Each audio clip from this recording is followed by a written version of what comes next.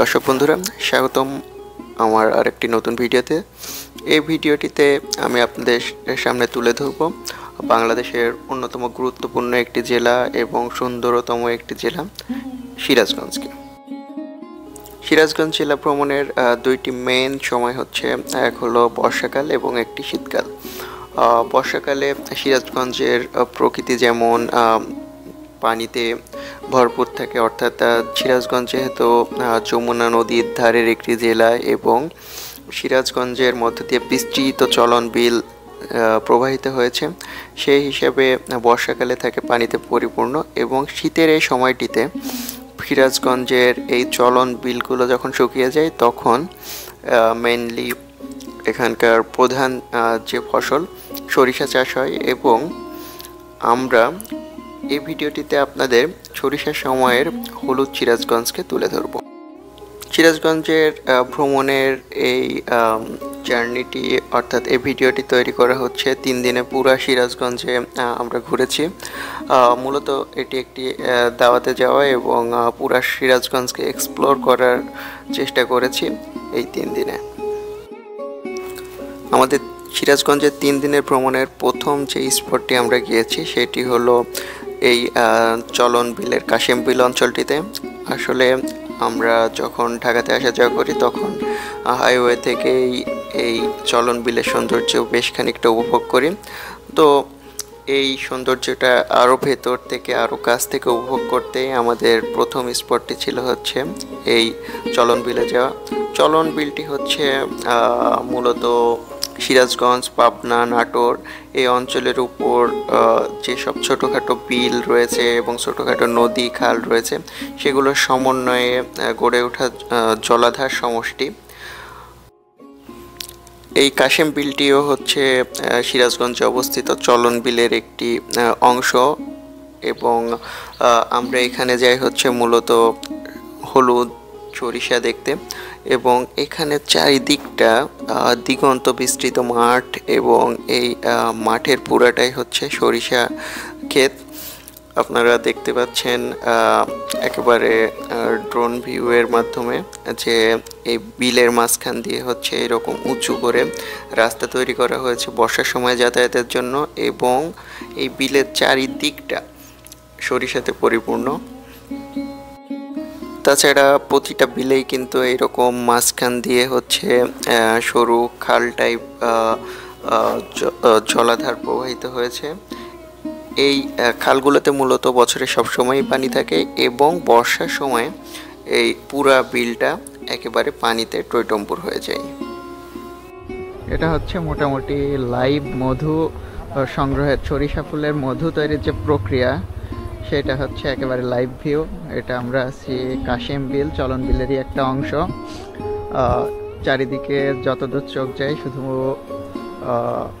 অনেক সরিষা ফুল, মানে পুরা বিলটা বর্ষার সময় হয়ে থাকে পুরা পানি দিয়ে ভর্তি, আর এই শীতকালে হয় সরিষা ফুলের সমারোহ। মধ্যে দিয়ে একটু পরে ঘোরানো হবে, এই ড্রামটা যখন পরিপূর্ণ হবে ফ্রেমগুলো দিয়ে, তারপরে এই স্থান দিয়ে মধুটা এই ড্রামের মাধ্যমে একেবারে ফাইনাল প্রসেসিং হিসেবে পড়বে। আর এরকম সরিষা ফুলের মধুর জন্য এখানে বেশ কিছু স্থান পর পর এরকম মৌখামারিরা আসে এবং তারা মধু সংগ্রহের মাধ্যমে সারা দেশে ডিস্ট্রিবিউশন করে। এই মধু চাষের একটি পূর্ণাঙ্গ ভিডিও রয়েছে যেটি আমি কমেন্ট বক্সে লিঙ্ক দিয়ে দিব, আপনারা দেখতে পারেন। এবং আমাদের এই চলন বিলের অংশটা ঘোরা শেষে আমরা যাই হচ্ছে সিরাজগঞ্জের আরেকটি দর্শনীয় স্থান, সেটি হলো নবরত্ন মন্দির, সেটি পরিদর্শনে। এই নবরত্ন মন্দিরটি হচ্ছে সিরাজগঞ্জের উল্লাপাড়া উপজেলার হাটিকুমরুল নামক গ্রামে অবস্থিত। এই মন্দিরটি যিনি তৈরি করেছিলেন তার নাম হচ্ছে রামনাথ ভাদুরী। তিনি কান্তজির মন্দির এলাকার যে রাজা ছিলেন, বিশ্বনাথের বন্ধু ছিলেন এবং সেই বিশ্বনাথেরই সহায়তায় বা কান্তজির মন্দিরের অনুপ্রেরণায় এই মন্দিরটি এখানে তিনি গড়ে তোলেন। এই মন্দিরটি দেখতে বেশ অসাধারণ। এর স্থাপত্যশৈল, কারুকার্য আসলেই পর্যটকদের আকর্ষণ করে। এই মন্দিরটি হচ্ছে 3 তলা বিশিষ্ট এবং এর পুরা দেওয়াল জুড়ে রয়েছে হচ্ছে বিভিন্ন ধরনের পোড়ামাটির ফলক। আমরা এই মন্দিরটি দেখা শেষে সেদিন সন্ধ্যায় যাই হচ্ছে সিরাজগঞ্জের সরব রেল স্টেশনের কাছে, যেখানে মূলত আমরা এই সিরাজগঞ্জের বিখ্যাত ঘোল, যেটি দেশব্যাপী বিখ্যাত, সেই ঘোল খাওয়ার উদ্দেশ্যে। ঘোলটি যদিও এর আগেও খেয়েছি, বাট এবার আসলে একেবারে টাটকা ঘোল ওখানে যে খাওয়ার উদ্দেশ্যে যাই।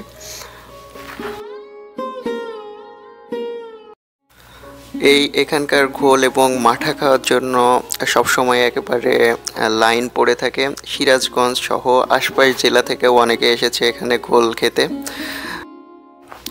এই সিরাজগঞ্জ ট্যুরটা ছিল হচ্ছে সোহাগের দাওয়াতে এবং ছিলাম হচ্ছে সোহাগের বাড়িতে। সেটি ছিল হচ্ছে এনায়েতপুর। আমরা পুরা 3 দিনেই আমি, সোহাগ এবং সোহাগের ছোট ভাই সিয়াম, আমরা 3 জন একসাথে ঘুরেছি পুরা সিরাজগঞ্জে। এই এনায়েতপুরের একটি বিখ্যাত জায়গা হচ্ছে, অর্থাৎ বিখ্যাত এবং জনপ্রিয় পর্যটন স্পট হচ্ছে এই বাঁধটি, যেটি স্পার 2 বাঁধ নামে পরিচিত। যমুনার পাড়ে অবস্থিত এই বাঁধটি দেখতে সবসময় এরকম মানুষের ভিড় থাকে। এই বাঁধটি থেকে যমুনা নদীর অসম্ভব সুন্দর ভিউ পাওয়া যায়। আমরা এই যমুনা নদীর ভিউটা দেখার জন্য এই বাঁধটিতে মূলত গিয়েছিলাম এবং এই বাঁধের পাশেই রয়েছে হচ্ছে খাজা ইউনুস মেডিকেল কলেজ এবং খাজা ইউনুসের দরবার শরীফ। আমরা এই বাঁধ দেখা শেষে বাংলাদেশের অন্যতম একটি বিখ্যাত এই মেডিকেল কলেজটি দেখতে যাই। এর স্ট্রাকচারাল ভিউ অসাধারণ, ইন্টেরিয়র এবং এর বাইরের পুরা জায়গাটি বেশ একটি দেখার মতো জায়গা বলা যায়। খাজা ইউনুস মেডিকেল দেখা শেষে আমাদের হচ্ছে নেক্সট ডেস্টিনেশন ছিল হচ্ছে সিরাজগঞ্জের অন্যতম একটি পপুলার প্লেস এবং আমাদেরও একটি আকাঙ্ক্ষিত প্লেস, সেটি হচ্ছে সিরাজগঞ্জের রেশম বাড়ি, যেটিও চলন বিলের একটি অংশ। বাট এই জায়গাটি হচ্ছে বাংলাদেশের নিউজিল্যান্ড বলা হয়, কারণ এই জায়গাটির চারিদিকটা হচ্ছে সবুজ। আমরা কাশেম বিলে দেখেছি হচ্ছে হলুদ সরিষা খেতে পরিপূর্ণ সিরাজগঞ্জ বা চলন বিল, আর চলন বিলের এই অংশটা হচ্ছে সবুজে ঘেরা, একেবারে নিউজিল্যান্ডের মতো একটা ভাইবস দিবে, যেখানে আপনারা দেখতে পাবেন হচ্ছে চারিদিকটা সবুজ এবং এই সবুজের মাঝে বিভিন্ন উন্নত প্রজাতির বাথান, অর্থাৎ এখানে গরুগুলো খাচ্ছে, অর্থাৎ গরু চড়ানো হচ্ছে। আমরা এই রেশম বাড়িকে গোচারণ ভূমি বলতে পারি এবং এর অববাহিকা দিয়ে বয়ে চলেছে একটি নদী এবং নদীর ধারে আপনারা খেয়াল করলে দেখতে পাবেন এই রকম বিশাল বড় বড় অসংখ্য গরু নিয়ে বাথানগুলো অবস্থিত।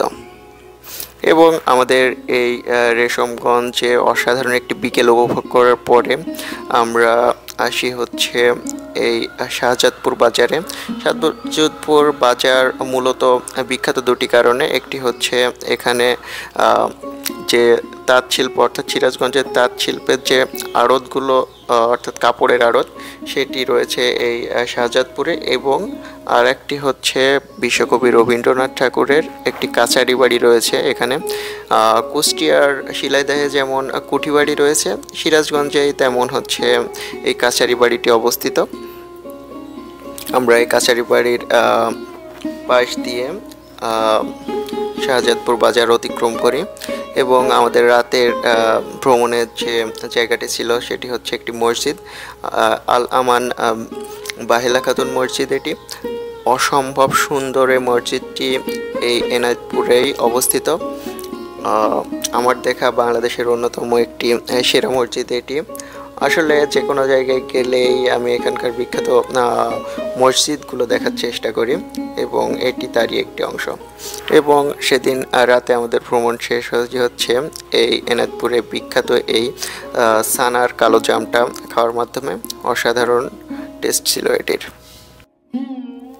কোথাও বেড়াতে গেলে মূলত সেই জায়গাটার যে ট্র্যাডিশনাল বিষয় এবং কালচারগুলো রয়েছে সেগুলো আমাকে বেশ আকর্ষিত করে। তো সিরাজগঞ্জের মেইন দুটি ট্র্যাডিশনাল কালচার আমার চোখে পড়েছে, সেটি হলো এই টিনের দোতলাগুলো এবং এই যে হচ্ছে তাদের তাঁত শিল্প। সেটি টিনের দোতলাগুলো উপরে অর্থাৎ দোতলাতে মূলত তারা স্টোর রুম হিসেবে ব্যবহার করে এবং নিচতলাগুলোতে তারা থাকে। তাছাড়া এখানে আমার ফ্রেন্ডদের দুইটা তাঁত কল ছিল, তাই খুব কাছ থেকে কাপড় বোনার যে পদ্ধতি সেটি দেখতে পেয়েছি। অবশ্য সেটি নিয়ে আরেকটি পূর্ণাঙ্গ ভিডিও আমি দেওয়ার চেষ্টা করব। আমরা তাঁত কলের মধ্যে বিভিন্ন ধরনের ধুতি, পাঞ্জাবি, শাড়ি সহ তাঁত কলের যে কার্যক্রম সেগুলো খুব কাছ থেকে দেখতে পেরেছি। আমরা আমাদের তৃতীয় দিনে সকালবেলা এই তাঁত কল পরিদর্শনের পরে বেরিয়ে পড়ি হচ্ছে সিরাজগঞ্জের শহর এবং যমুনা ব্রিজ দেখার উদ্দেশ্যে। যমুনা ব্রিজটি বাংলাদেশে পদ্মা সেতু হওয়ার আগে সবচেয়ে বড় একটি ব্রিজ ছিল এবং অন্যতম সুন্দরতম একটি ব্রিজ। তাছাড়া এই যমুনা যে ব্রিজের পাশেই রয়েছে একটি ইকো পার্ক। এই ইকো পার্কের মধ্য দিয়ে মূলত আমরা এই ব্রিজের পরিদর্শন অর্থাৎ ব্রিজ দেখতে যাই এবং বার্ডস আই ভিউতে আমরা আপনাদের এই ব্রিজটি দেখানোর চেষ্টা করেছি। আমরা যমুনা সেতুর এই পার্টটা দেখার পরে যাই হচ্ছে যমুনা নদীর আরেকটি অংশ, সেটি হলো সিরাজগঞ্জ শহরের চায়নাবাদ এলাকাটিতে, যেখানে এই যমুনা নদীর অববাহিকার বাতাসগুলো কাজে লাগিয়ে উইন্ড মিল বসানো হয়েছিল হচ্ছে বিদ্যুৎ তৈরির উদ্দেশ্যে। যদিও এগুলো বেশ ছোট আকৃতির ছিল, শুরুর দিকে বিদ্যুৎ উৎপাদিত হলেও বর্তমানে তা বন্ধ রয়েছে। চায়নাবাদ এই এলাকাটি মূলত তৈরি করা হয়েছে সিরাজগঞ্জ শহরকে যমুনা নদীর যে নদী ধস এবং নদী ভাঙন এটি থেকে রক্ষা করার জন্য। এই জায়গাটিও ছিল অসম্ভব সুন্দর একটি জায়গা। তারপরে আমরা সিরাজগঞ্জ শহরের মধ্য দিয়ে আসি হচ্ছে হাইওয়েতে এবং সেখান থেকে আমরা কুষ্টিয়ার উদ্দেশ্যে যাত্রা শুরু করি। আসলে এই হাইওয়ে থেকে আমরা ঠিক এখন যে দৃশ্যটি আপনারা দেখতে পাচ্ছেন এই দৃশ্যটি আমরা উপভোগ করি এবং পুরা সিরাজগঞ্জ এত বিচিত্র, এত সুন্দর, যেটি সিরাজগঞ্জে এভাবে যেয়ে থেকে এবং কয়েকদিন ধরে আপনি যদি না দেখেন তবে সৌন্দর্যগুলো আপনারা উপভোগ করতে পারবেন না। তো সবাইকে ধন্যবাদ আমাদের ভিডিওটি দেখার জন্য। আপনারা চাইলে ঘুরতে যেতে পারেন সিরাজগঞ্জে।